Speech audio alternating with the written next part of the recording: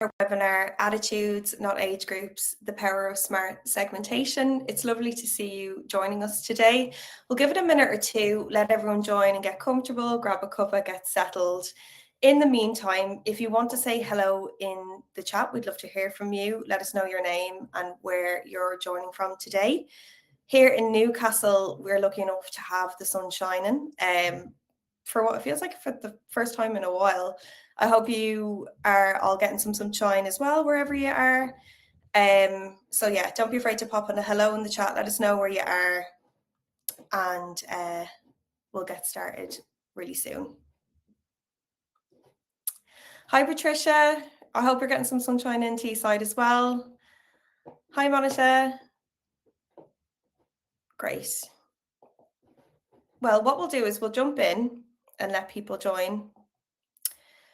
So my name is Katie. I'm on the customer success team here at Wordnerds, and I'm your host for today. We're joined by Zoe Wilson, one of our customer success managers. She'll walk us through an excellent framework later in the session. And also joining us today is Emma Smith, Senior Voice of the Supporter Manager at the British Red Cross. Emma will introduce herself properly in a moment. She's here to share insights on supporter segmentation, a topic we know matters hugely to many of you. Emma, it's brilliant to have you here with us, so thank you. So just before we get started, a few quick bits. Please pop your name in the chat and where you're joining from. We love knowing who's joining us. And if you've got any questions as we go, drop them in the chat at any point. Honestly, just whack them in and we'll bring them all into our live Q&A at the end. The recording of today's session will be in your inbox today, and we'll be sending a full digital resource pack later in the week as well. So you'll get a chance to kind of revisit things too at your own convenience. So what can you expect from our session today? So we're kicking off with Emma's story, how the British Red Cross built one shared way of thinking about their supporters across the whole organisation. That's the heart of today, and honestly, it's so brilliant. Then Zoe is going to take us through a framework for taking segmentation further. So building on what you already have and what becomes possible when you go beyond demographics. Section 3 is building smarter segments. So the practical stuff, data foundations, how you define your segments and how you turn that into action. And then we'll wrap up with Now You Can. So wherever you are in your segmentation journey, we want to leave you with a clear sense of what your next steps look like as well. And then obviously we'll go into the Q&A. So as I said, feel free to pop your questions in the chat throughout. Before we go any further, I'd love to find out kind of where you're at the moment. So we've got a quick poll coming your way now. We would love to know how you are currently segmenting your customers in your feedback analysis. So we'll give that a couple of seconds for people to get their answers in. Okay, so there's a bit of a mixed bag. I can see that we've got some people who are working with demographics. That's exactly where the British Red Cross started too. So you're in exactly the right place today. We've got a couple of people who are not segmenting yet. And then we've got a kind of a combination of the above. That's some really useful context for us. So thank you for that. What we'll do now is I'll pass over to Emma and we'll get the session rolling. So Emma, over to you. Hi everyone, great to see you today and hear about where you're from and how you're using segmentation. Thanks to Wordnerds for inviting me to speak for you today. And I'm going to share a little bit more about my experience with segmentation a little bit later on. But before we get there, I wanted to dive into a little bit more about me and the career that I've had across sort of fundraising and in the charity sector. So I actually started my career in direct marketing at the charity called Cats Protection. So this was very much being hands-on with fundraising campaigns and using insight from other teams to help shape them and, write communications that were going to our supporters. And then from there, I actually started to move into more of an insight-focused role. And that was more about building strategy across multiple teams and different functions and kind of like bringing different things together. And now, today, I am in the Voice of Supporter function at the British Red Cross. So this is sometimes what I've called the other side of fundraising, or the other side of marketing, in very much a good way. But this is the place where I think insight is really like created and those data stories can be told. And when I moved into Voice of Supporter, something really shifted for me, actually. It's only then that I realized that data wasn't just there to prove, you know, how we're performing and what success is in terms of like numbers or value, however you kind of rate it. It was there also to advocate for our supporters or your customers, essentially for when they're not in the room.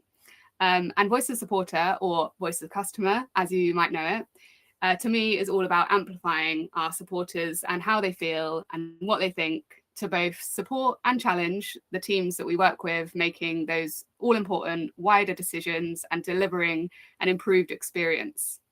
So our program predominantly leverages feedback as an essential source of knowledge to ensure that supporters of the British Red Cross are thought of as sort of like partners in our mission.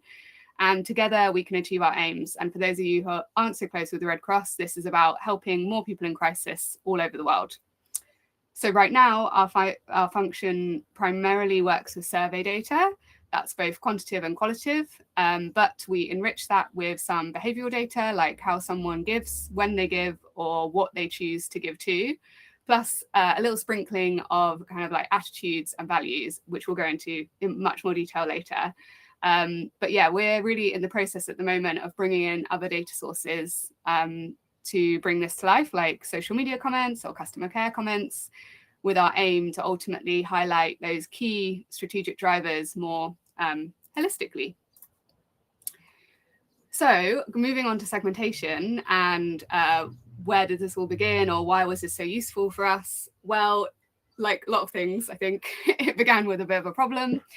And this problem was internal, but also sort of external to some degree. And this was our typical picture that you might be familiar with, of kind of siloed working or treating people in different ways, depending on how they engage with your organization.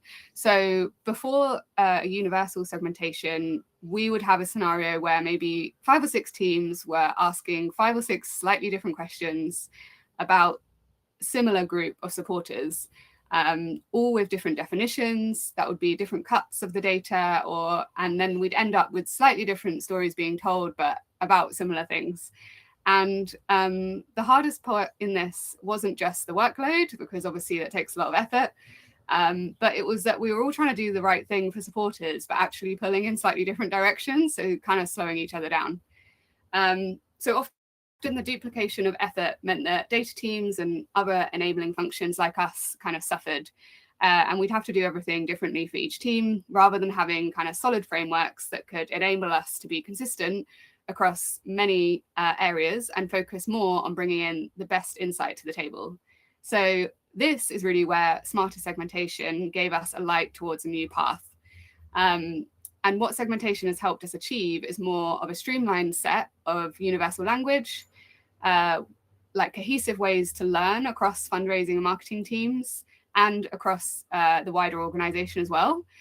So this shared language is something that we aim for everyone to like understand internally, and to help us focus on what collectively we want to achieve and how we can do that as quite a large organization. So we're now starting to pull in the same direction. So that's quite a shift. Crucially, it helps us to be more efficient and effective with our resources. And most importantly, consider what supporters' experience is with the whole of the Red Cross, not just in one single area of the business.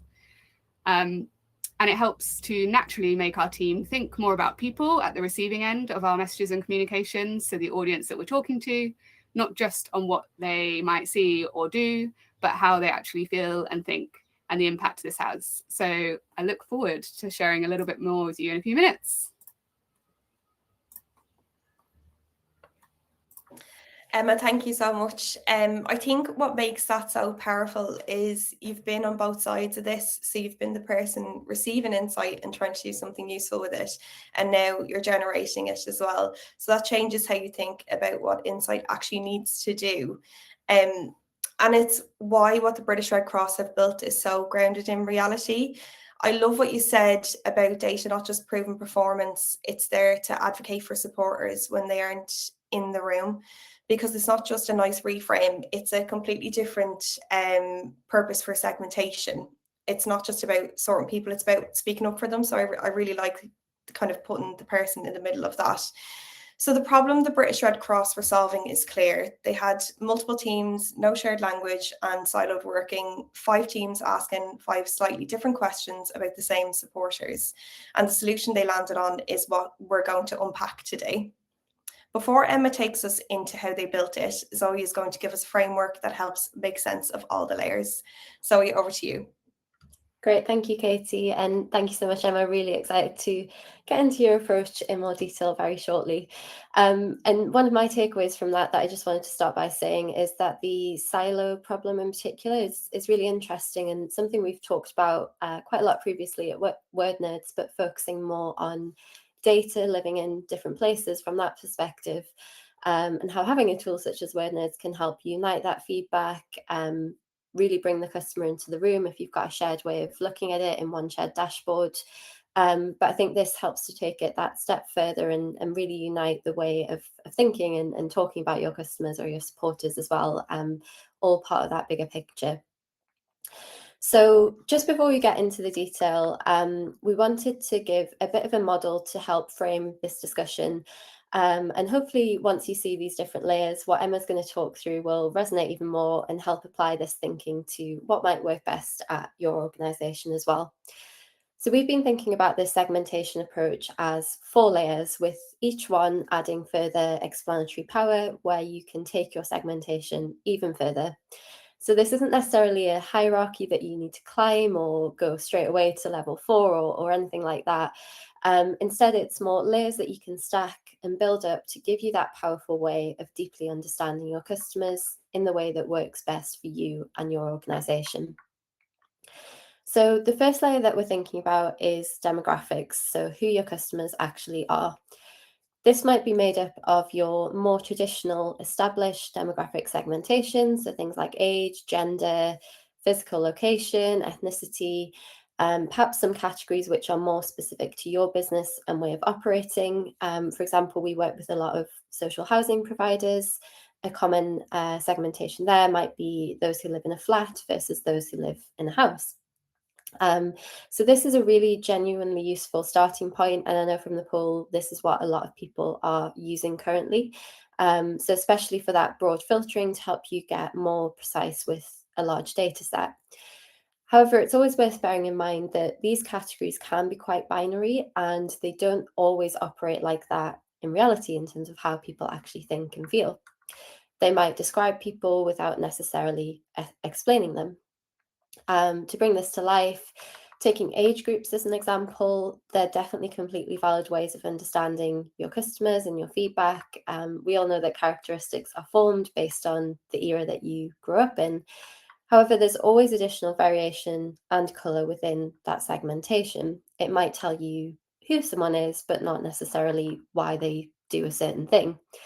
When I think about how this operates with people that I know in my own life, a common age group that we quite often see used is 65 plus.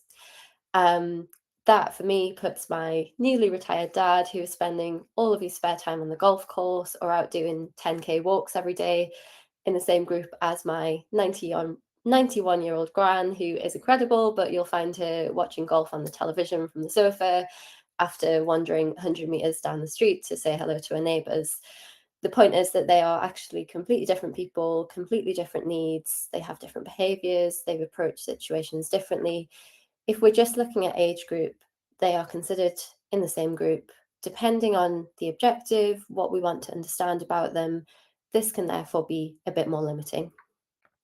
So to take this further to the next level, we can start building up these additional layers.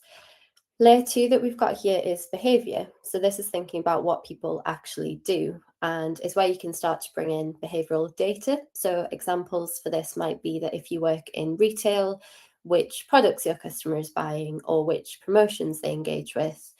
More horizontally across all organisations. It might be which channels your customers are using to communicate with you, perhaps how often they do that. So this can tell you a lot about how people are actually interacting with you and your services or your products. Now building up the next layer, we've got attitudes. So this is considering how people think and feel. And where we bring in this attitudinal data, it gets really interesting. And again, just referring to that poll, that was one of the much lower options that we had in terms of what people on this webinar are currently using to segment their feedback. So hopefully today's webinar and what Emma's going to explain in particular will spark some inspiration. So what this is things like values, worldviews, emotional responses, really a person's why. It's where you start to understand why two people who buy the same product might be doing it for entirely different reasons. Straight away, you might be thinking that this is a bit harder to measure and assess consistently, but this is where your qualitative feedback can actually be a really great resource to help you unlock what those attitudes are. And as I said, we'll get into Emma's approach at British Red Cross on this a bit more. And the final layer that we're going to look at is motivations. So this is why people actually act in that moment and what is motivating your customers. Whereas attitudes tend to be more fixed, motivations can be more changeable. So for example, a person might be influenced by a recent news story or the weather on a day or what their mood happens to be. So the motivations can help you understand these segments at a deeper level by giving you an insight into where your customers are at this current moment. And that is where the magic really lies to enable you to take action from the information that you're looking at. How you understand motivation is going to look very different depending on your organisation, the type of customers that you have. Again, Emma's going to take us through what this looks like at Red Cross, but just to start off with a couple of other examples. Again, we work with a lot of transport companies, and a particularly resonant framework for them can be the effort framework, because if you think about, for example, the journey of traveling on a train, what you want to be able to do is get on the train, arrive where you needed to be, get off the train, and for all of that to be on time. And you don't want to have to expend any extra effort to do that. So therefore, measuring how customers express their opinion on that effort expended to interact with that particular service can give you insight on how to improve that experience. On the other hand, something like a luxury hotel, customers would expect that functional need to be met as an absolute baseline. And what's motivating them to choose that type of hotel stay is the prospect of an elevated experience where they feel special. So therefore, measuring something like how they experience the welcome, the connection, comfort, calmness, etc., those are more important things to understand to be able to drive action in that context. So that just gives you an example of, depending on the service, the business that you're operating, what's motivating your customers is going to be different and really bespoke to you. And this layer helps you get specific about what your customers really care about. And then this is what enables you to dive further into your data, understand it at scale, and drive the meaningful action. So just a final note from me for now. We know that everyone on this call is going to be doing really advanced, really cool things with their data. And as we've seen from the poll, you already have different ways of thinking about this. So that's why today we wanted to focus the majority of the content on Emma's real world example and just a really great example of how an organisation has successfully operationalised some segments that they've created and what this means in practice. So we're going to hear from Emma a bit more now, and I'll just hand back to you, Katie, before that. Thank you so much, Zoe. That was really interesting. I loved your example of your dad on the golf course and your gran at home watching golf on the telly. So we've got our map, 4 layers: who they are, what they do, how they think and feel, and what motivates them. What I love about this framework is that it doesn't ask you to throw out what you already have. It asks you to build on it. So every layer adds depth, every layer gets you closer to understanding not just who your customers are on paper, but actually drives them and what matters to them and why they make the choices they do. And the reason we wanted to show you this framework before diving into the detail is that everything Emma is about to walk you through slots directly into it. The British Red Cross haven't just talked about these layers in theory, they've gone and built them. So as Emma takes you through what they did, watch where each piece fits into those layers. Emma, back to you. Thanks both. I love that layers and that outline that you've given and those examples.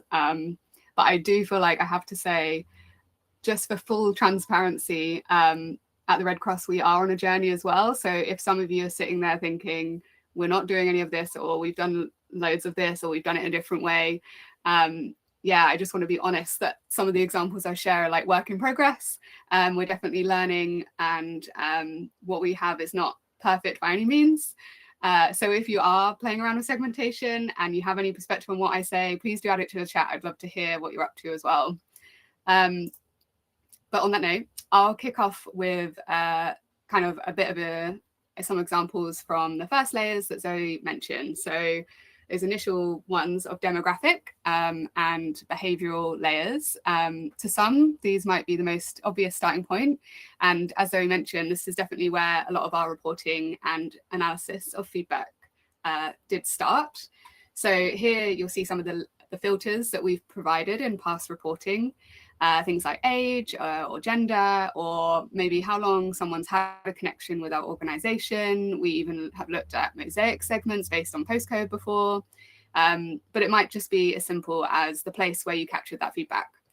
And some of these really do continue to be important. And I think especially if it's a crucial element of what the team are trying to achieve, or the value from a particular group that has been evidenced as particularly high, what I've found is that the segments or groups that you choose for analysis of your feedback need to make sense to who you're working with, because only then you can really enable the action and the change to happen. Because if you're just talking different languages to each other, you're never going to get anywhere. And it's not going to be a pretty picture. And another note that I wanted to add on this part is that even in some of these kind of what you might think are like foundational data pieces, we've experienced times where we've had lots of gaps in these areas as well. Sometimes it's been completely out of our control due to like wider processes or business rules or tech that was available at the time. But what a key learning for me has been is even with these gaps, that hasn't stopped us from deepening or understanding and trying to build up the layers. So yeah, that's one thing that I would take away, that you don't have to have perfection to mean you can progress. So one example with demographics in mind is in the past, a team has come to us and they were working on a strategic project that was all about a particular generation, the generation of baby boomers. So we were able to utilize the age data we had available with the feedback to tell a story to build into their work. But really, it felt like something was missing to me. So let me show you an example. So here's actually a list of demographic information that could be seen as a target audience. And yeah, we're getting a little bit more precise now. So we've got male, 77 years old, born in the UK, wealthy. And bear with me, as this is an imaginary example, not a Red Cross example, but they also have lived in a castle and they've held the title of prince at some stage in their life. So I want you to kind of just imagine this person and maybe think about what you think they would say or what kind of feedback they might give to an organization like the British Red Cross, if it was real. So in this imaginary example, when we look at the comments that we've obviously collected from these kinds of people that meet this criteria, we could start to see a high proportion of these people saying things like they are more concerned than the wider group of supporters that we talk to about what them being associated with the organisation might hold for their wider reputation.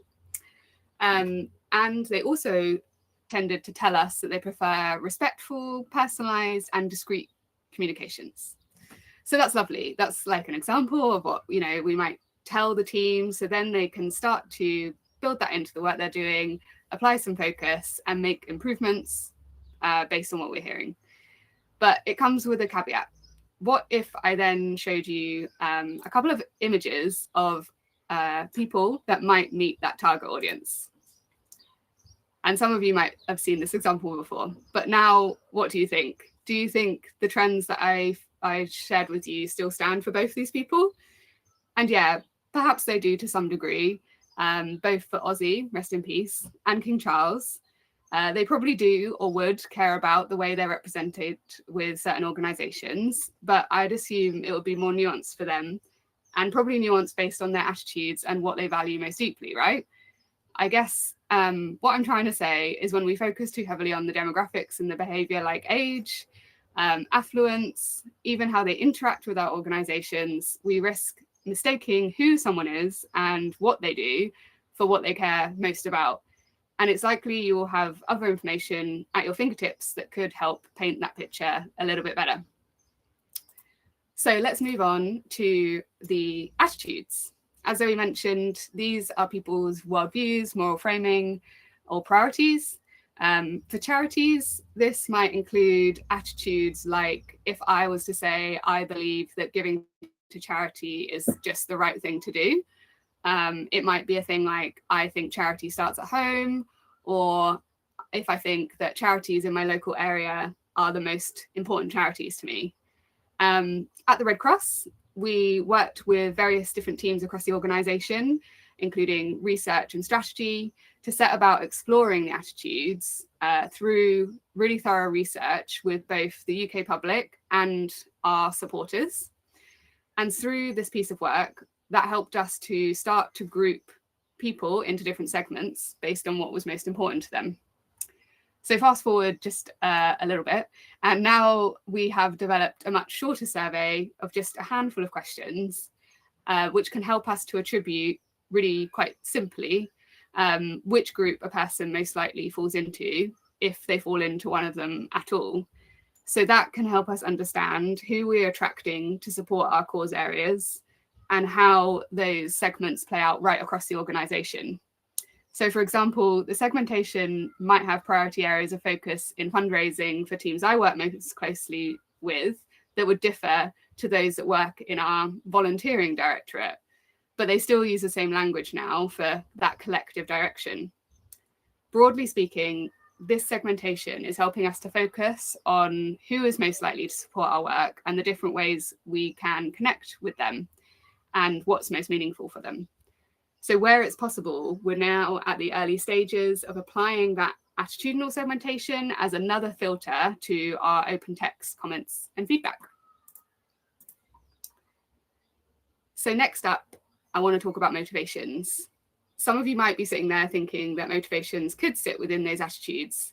But really, I see this as another piece of treasure when you're thinking about your customers. And actually, during my time in Voice of Supporter, the motivations have always been a special area of interest to me. And I think that's because my values might run deep. I might care really a lot about the things your organization does, like if it's helping the local community. But as Zoe mentioned, there might be a particular thing that is more special about why I choose your organization today instead of another organization. And that almost also might differ to the timing. So it might be different if it was in 2 weeks' time to how it was last month. And this is the kind of information that we think can help position what we offer and better understand our organizational strengths. So for example, when a worldwide disaster happens, the Red Cross emblem is on TV. It's in the news, it's on the uniforms of the aid workers on the ground. And the response is often huge for people when they take action and they want to donate to the relevant appeals. And often, internally, when we're working with our marketing teams, those kinds of things matter. But they also want to know, did that new TV advert land well? What did people think of this letter? We actually tried writing about particular things like the family's perspective on a crisis instead of the stats and the number of people that we've helped. Like, what difference did that make? What are people telling us about that? So asking a simple question of why, like some of the examples you can see here, helps us to collect and tap into what really matters to people in that moment. And for me, motivations also bring segmentation to life. So here's a couple of quotes on the screen. And these are from real supporters explaining in their own words what motivates them. So the one on the left says, "I didn't know you were in Ukraine still until I saw this Facebook advert. Thank you." So on the surface, this might sound pretty straightforward, but this was captured just a few weeks ago. And in their own words, it starts to signal the importance of this kind of ongoing visibility of the work that we're doing and how people feel about it.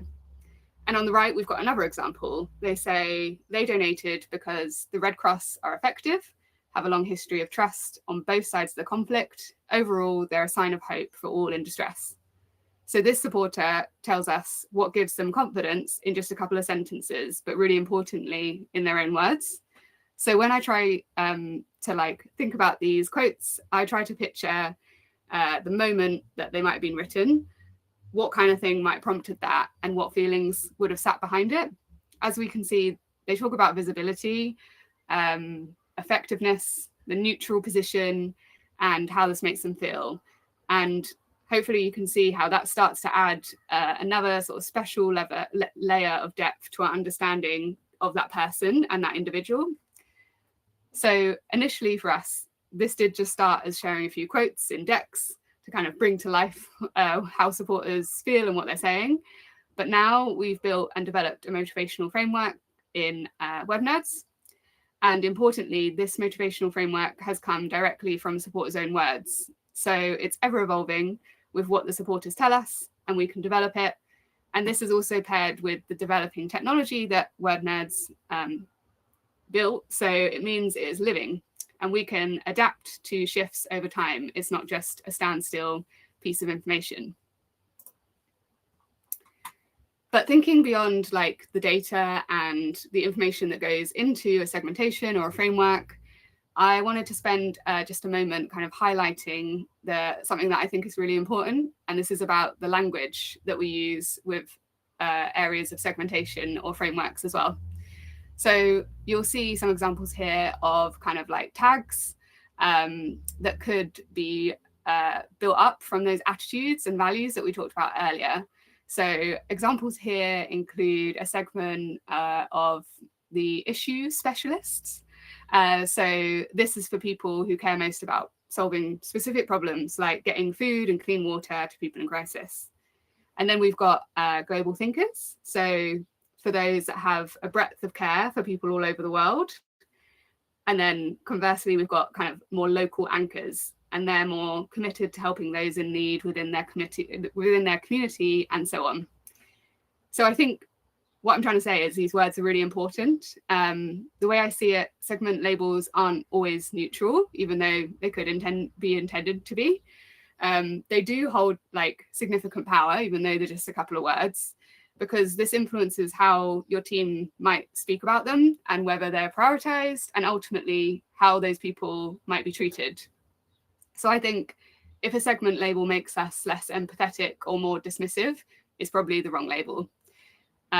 For us at the Red Cross, this was a really critical step to the segmentation, to consider the people that sit behind those labels. Like, how would you feel if you saw one of these names next to your name? I hope pretty good, because I've tried to use words that are positive and you could positively identify here with, but put in the comments if you think not. I'm happy to be challenged. To me, as I'm sure many of you on the call today, supporters and customers aren't just data points. They are you and me, and they are humans. And whilst internally we do need these kind of labels to work so that everyone can understand them and they know what they mean, when there's just a couple of words, they can distinguish like what the differences are. We also need everyone at every level to be brought on, so that there's quite a lot to achieve with them. But we also hold a responsibility to be considerate and value supporters or customers' role in all ways, even ones that aren't externally facing, as without them, ultimately, our organizations wouldn't really exist. So what can happen next with this kind of data? I hope that you started to see, like I've been touching on the different levels and layers that we've talked about in this framework.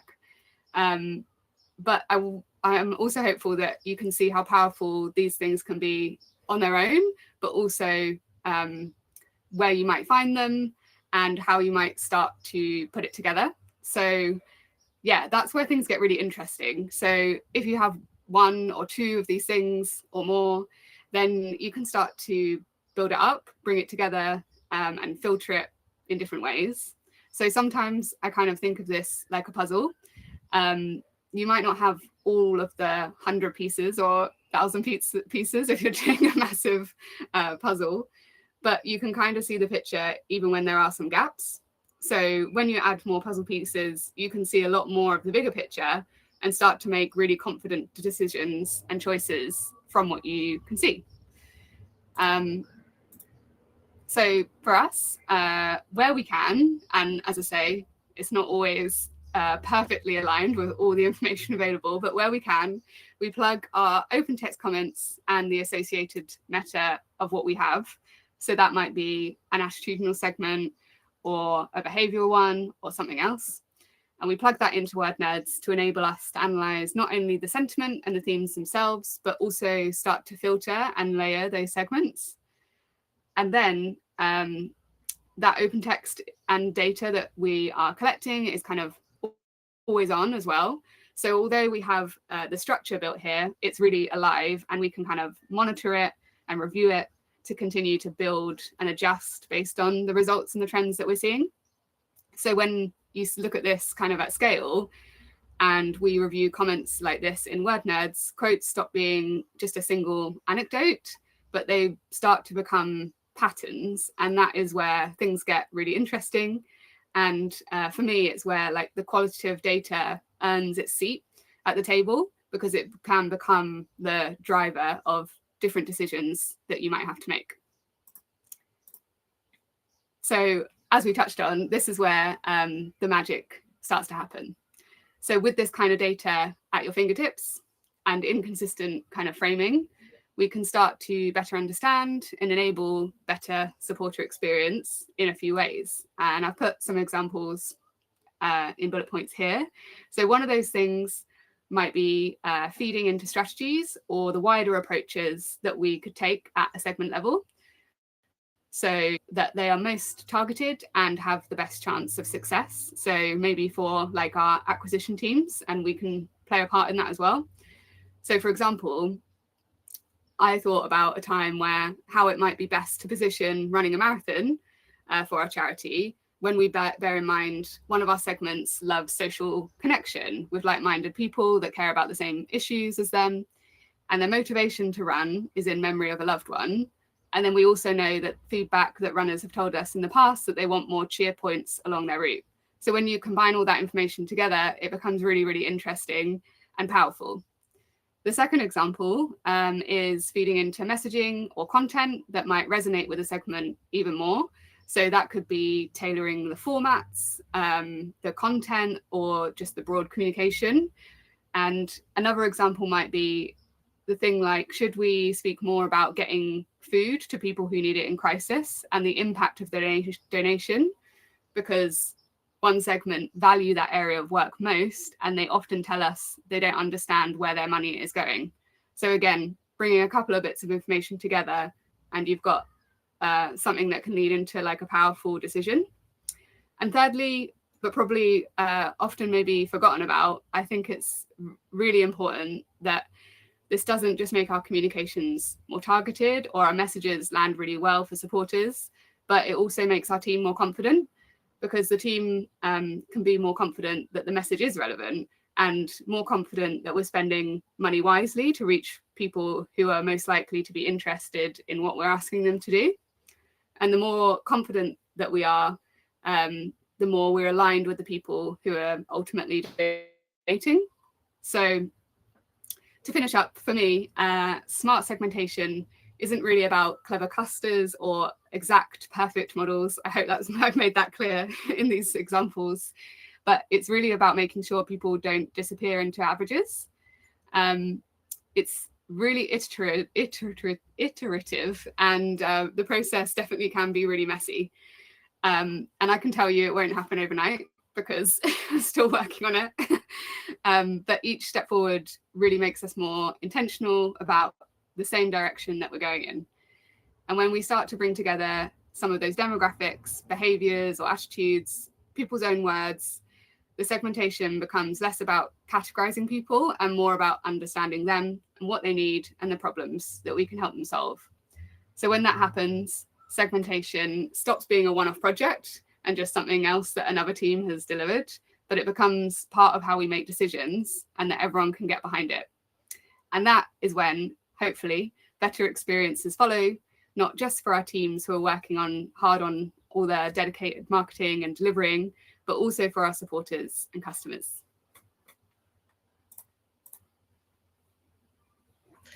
Emma, thank you so much. It's so interesting to gain an insight into how you approach this at the British Red Cross. I really loved your point about segment labels not being neutral, and the language you use to describe people shapes how your teams think about them. That matters just as much as the data itself, and thinking about the person behind that as well. I really loved that, especially when you were looking at the quotes from your supporters, thinking about the person in that moment when they were writing that. That really stuck with me. So I'm feeling inspired, as it obviously looks. I'm sure a lot of others are too. So you may be sitting there feeling that inspiration and thinking, where do I start? And Zoe is here to help with that. So I'll hand back over to you, Zoe. Great, thank you, Katie, and thank you, Emma. That was, just echo, that was really, really brilliant. I love when we can bring these real world examples of how to kind of operate all this in practice, and hopefully spark some inspiration for how that can apply. And I also really loved, Emma, how you mentioned that this is a journey and work in progress. So if anyone does have any thoughts or any examples of how this is working in practice in your organisation, we'd love to hear about it in the chat, or I'm sure Emma would love to connect to hear your approaches as well. So as Katie said, what we're going to do now is just spend a couple of minutes on some questions that might have come to mind after that, in terms of how you can operationalize this segmentation approach yourself. So a first question might be something like, this sounds advanced. At the moment, we only have age groups. So first off, that's a really great starting point. Although we've talked today about how you can take that a step further and why there might be certain limitations, those demographic examples do remain the critical foundation that you need to be able to build on. And depending on your business, the context, what type of insights that you actually need, a lot of those more concrete demographic segments are going to remain vitally useful. Thinking back to that property type example in housing, you're naturally going to see very different feedback from people who live in a house compared to those who live in a flat. And those are experiences that you need to understand at that level in order to drive action. So just moving on to another question, what should my segments even be? If you're not sure about that, a really great place to start is using your existing demographics alongside your qualitative feedback that you already have from your customers. So if you've got the Wordnerds platform and you've got those metadata filters attached to your feedback, you can filter that in the platform to understand your different groups, their feedback at that deeper level, just as Emma has described. You can start there, and the qualitative data is what you can use to actually understand where the differences lie. And that will then inform the questions that you want to ask next to get to the even deeper level. So that data that you hold is often super powerful for giving you the starting point, as well as giving you the answers that you might be used to getting from it at the end. And just a final question around data living in different places. So recommendation here is really starting with what you have in one place and branching from there. So this might be starting on your CRM data for transactions to understand behaviours, for example. You don't need to have everything all at once. A good starting point is considering, what is the next piece of information that is going to tell me something useful about my customers, and going from there. So just to bring that together, we want to leave you with 3 specific things that you could do this week, whatever your current setup might look like. So the first thing is just returning to that 4-level framework, auditing your layers, considering how many of the 4 that you currently cover. If you are at demographics or at behaviour or whatever it might be, this is great, but consider what you might be missing. So the why and the motivation, and using that as a starting point to go further. The second point is around filtering your text by your existing segments.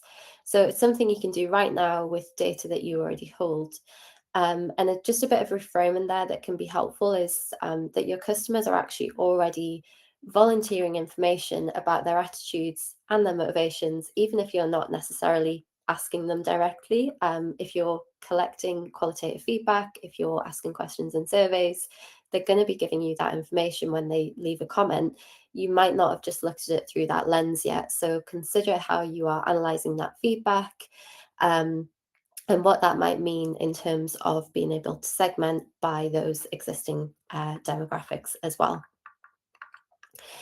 And a third recommendation is picking one of those demographic segments and sort of peeling back the layers to understand whether it is really fixed. So taking vulnerabilities as an example, we quite often see that customers might have a vulnerability flag from their CRM based on a specific characteristic of a customer.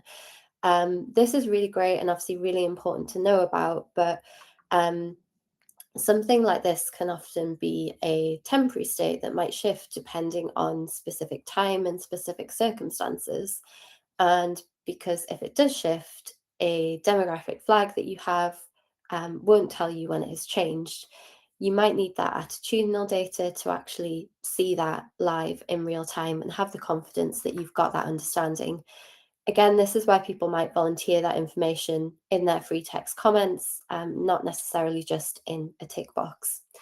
That's often the most invaluable feedback for improving customers' lives and how you can reframe from thinking about who are my customers to how are my customers right now in this moment. So just to finish up by summing up this opportunity and why you might actually want to consider investing time and thought into taking a smarter segmentation approach, what does it actually unlock? So when you get to this place where your whole organization is using the same language to describe your audience, teams stop feeling like they own their own set of customers and they start to see a shared picture. This is where something really shifts. You move from just understanding what is happening, which is obviously really important, but with this smarter segmentation, you can understand what is different across your audience. With this understanding of the differences, decisions get easier because you're not trying to make a change that will resonate with absolutely everyone in your customer base. You have a deeper understanding of how, who and why you are trying to impact a specific group. Therefore, the insight becomes something that people in your organization feel empowered to actually act on rather than just nod at. And your qualitative feedback that you're collecting, that you're doing the hard work to analyze, that stops becoming just a reporting exercise and it becomes instead a real competitive advantage because you have a clearer route of how to use it to drive continuous improvement. So wherever you're starting from, hopefully you can see how this framework that we've thought about works across organizations. And the real magic is in the content of the layers, which is yours to define based on the context of you and your organization. And this is where you really can unlock the value to drive that meaningful action. So I'll just hand back to Katie and then we'll move into a Q&A. Zoe, thank you. It was great to look at the possible first steps and building on an existing foundation. I think that reframe you offered is a really useful one to hold on to as well. The shifting from asking who are my customers to how are my customers right now in this particular moment. I think that's where it gets really powerful. But before we get into your questions, I've seen some coming into the chat. I'm excited to go through them. We've got a couple of things we want to put into your hands. So as mentioned at the beginning, the recording of the session will be with you today. And then later on in the week, you'll receive a full digital resource pack. This will have the webinar recordings broken down into their individual sections with key takeaways. and access to our smart segmentation guide. So everything we've talked about today will be there for you to go back to in your own time. And of course, the Wordnerds platform is a great place to start to understand your existing segments. So get logged on and have a dig around. It's time to go through some Q&A, so please feel free to keep popping your questions in the chat. There's a couple of great ones coming through. The first one we'll start with is from Patricia. She says, really interesting. Thanks, Emma. Did you face any resistance internally when trying to get all to adopt the same shared language and segmentation approach? And if so, how did you work through that? That's a really great question. Thank you. Yes, I mean, we did. We did face resistance. As I say, the shared language was definitely like coming together on that, but the segmentation approach in general, that I'd probably be a little bit worried if we hadn't, ultimately, because segmentation is trying to like get everyone thinking on the same page, and it's kind of how people think and how they're going to make decisions, and people naturally are going to have opinions about what's the best way to approach that. And for us, it certainly wasn't that people disliked segmentations, because most of the team are marketers and they kind of live and breathe that kind of stuff. But instead, it was that the teams were quite attached to the way that they had been talking about audiences, or the way that they kind of had sliced up the data. So most people were worried that a segmentation wouldn't really work for them, and they couldn't quite envision how it might work more consistently across everyone, and how it could like meet everyone's needs, which I guess is a completely natural way to feel when you're not sure of what the future state looks like. So our strategy team and the research team that developed the bulk of the segmentation did a great job of actually sharing the state as it was, and then common like issues and challenges and problems, and then they also shared like the future state of how that would be different and how it would benefit different teams. And then they took a lot of time to go through and work together with individual teams that had nuanced ways of kind of working, to work together to make sure it made sense to them. So there was a lot of like bringing people along. So yeah, time, commitment, those are the things that really mattered. And now we actually kind of are trying to keep the momentum alive with the latest findings from our segmentation, and not only kind of data and research from that enabling team, but also from the teams who now are starting to use the segmentation. So they're kind of like use cases internally, so that other people that aren't quite at the point where they're using it can see and be inspired with people's successes, or like being open about failure, and can see the value of it, and like what choices people made and how they approached it, because there's lots of really interesting things going on. So yeah, there's quite a lot of elements to that in terms of like the journey that we've been on. Great, thank you so much, Emma. The next question here is coming up from Kelly.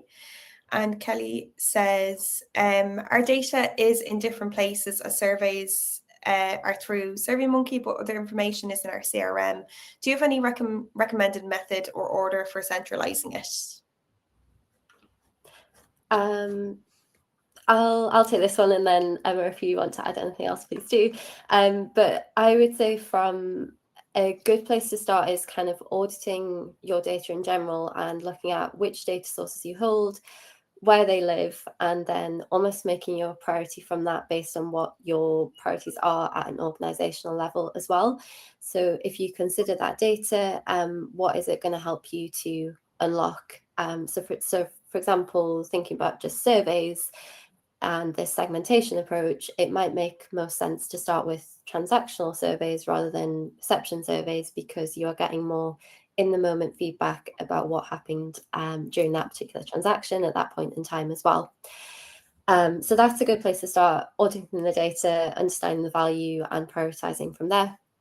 And then when it comes to that next step in terms of centralizing it, using a tool such as Wordnerds is a really powerful way to do that, because it allows you to consistently structure that, how you're understanding the feedback, apply that across the different sources, and then be able to centralize and democratize that at scale as well. So yeah, that's some points on there. Thank you, Zoe. The next question is from Matty, and there's just a few things here, so I'll bring up the first part of the question here. How do you apply attitudinal motivation to social housing tenants, given that there is a universal implication as to what motivates most social housing residents and tenants: affordability, social safety nets, etc.? There's just a follow-up to this, so I'll bring that up for you guys. I suppose my question is that worth exploring, since we potentially have an answer? If yes, how? Yeah, I think this is a really great point, and probably just for other people on the webinar as well will apply to them, depending on what industry you're in. So some, for example, utility companies, you might not necessarily have a choice as such of what being a customer, and as we've said here, what motivates you is more in terms of things like affordability, where you can actually physically be, etc. So yeah, I think it's a really great point. What I would say in answer to this is that considering how you actually receive that feedback from your customers can be a good place to start. So I know, for example, with social housing being a regulated industry, it's still really important to understand how satisfied your customers are and what might help move them up into being a satisfied group. And for those who aren't satisfied, why that is and how you can help protect them and make sure that you're not at risk from any complaints escalating, etc. So we did a bit of work recently. I'm sure we can share the link to the webinar recording, where we looked specifically at social housing feedback and those in a fairly satisfied group compared to a very satisfied group, and what the differences were between their feedback. And we actually, again, I know I mentioned the effort framework at the start of this webinar. We link that into the effort framework and how customers have to expend different types of effort when interacting with their social housing provider. And that actually unlocked a lot of really valuable data in terms of how you might implement that to improve overall customer experience and satisfaction, and what that means for reporting to the regulator, etc. Not only that, but improving customers' experience as well. So I think, despite the fact that, as you've rightly highlighted there's already that understanding of what the motivation will be, quite often when you look into the actual feedback and dive into the layers using those different techniques, you will be surprised by the reality of how customers will express that as well. Fantastic, thanks, Zoe. I think this question might be coming for you, Emma. It's from Dan. He asked, did your data segmentation require adopting new systems, or did you extract data off existing systems and segment manually, storing it in a separate location, example, Excel doc in a secure shared folder? I like the detail in these questions as well. Thank you, Dan. So for us, we didn't, the segmentation didn't require adopting new systems as such. So we utilized the systems that we had, and we were able to, as I say, like, depending on what segmentation it is. So behavioral would have already been like in our CRM, but attitudinal, we would have asked those questions to people through surveys, and then imported that information once we knew the segments to different records. So it's all stored kind of separate, together even, so not kind of separately in different places. And then Wordnerds as well, the benefit of that is that that information can be combined and aggregated and then filtered down as well. So yeah, central and no new systems is what we experienced. Fantastic, thank you. And we're coming up to time, so we'll fly through these last few. So we have one from Martin here, who asks, how long does segmentation data remain current are accurate, and how long should it be kept for under GDPR? Oh, sorry, go ahead, Emma. I can start and then you can add, maybe, if you have anything to add. So I was going to say, just depending on what kind of segmentation it is. So again, like behavioral, that's from what actions people are taking, and that's connected to our database. So it's live and it might change. So our behavioral segmentation, for example, is based on when people are doing things and what kind of things they're doing and stuff like that. So that is in constant update kind of mode to be as accurate as possible. And that would be treated like any other kind of information that we're storing under GDPR as well, always being like aware of compliance and what that kind of information might be leading to. But Zoe, did you want to add anything? Yeah, I was just going to sort of say that it will be, there's not one single answer as such, and it's very much going to depend on the type of data that you're using and where that is stored, and how that relates to your own kind of data management policies as well. So yeah, I think that's what I would just add there. Great, thank you so much, guys. I'm aware we're out of time. We'll just fly through this last question, but obviously if you need to drop off, that's no problem. Thank you so much for coming. The final question here is from Maddie, and it is: momentum is our issue. We did a segmentation exercise a while ago using an external partner, and it's not really been used properly. Hoping if we can develop something internally, we will be able to tailor it to what people are interested in a bit more. Oh, sorry, I think that's more just kind of feedback, but I suppose if any of you guys have any sort of advice on momentum. Yeah, I can bring something in on that. Just simply, yeah, I think it is like one of the most challenging parts, and I think we've experienced that as well. But I would say, like, keeping it engaging by making it useful in real decisions is really important. And part of that is the time and commitment to refreshing the story, rather than like the structure or what you found, or like ways that it could be evolving. Like now we're adding kind of motivational layers, and that's bringing people in. So to see how they can use it, because sometimes like I can't think of the idea myself, but another team might have a different perspective on it, and then they would use it, and then we would showcase that together to get other teams excited about it. So I think that's the way to like maybe try and keep it going is my advice. Great, fantastic. Well, guys, that brings us to the end of the webinar. Thank you so much for sending in your questions. Just kind of a reminder, the recording of the webinar will be in your inbox today. You'll receive a digital resource pack later in the week. If you have any questions, please get in touch with the customer success team. Emma, Zoe, thank you so much for everything you've gone through today. It's been absolutely fantastic, really interesting. I have lots to think about after the session. I'm sure that everybody who has joined has too. And thank you everyone who has joined for your time today. I hope you have a lovely rest of your day. So yeah, thank you. Thanks very much. Thanks. See you guys later. Thank you. Bye.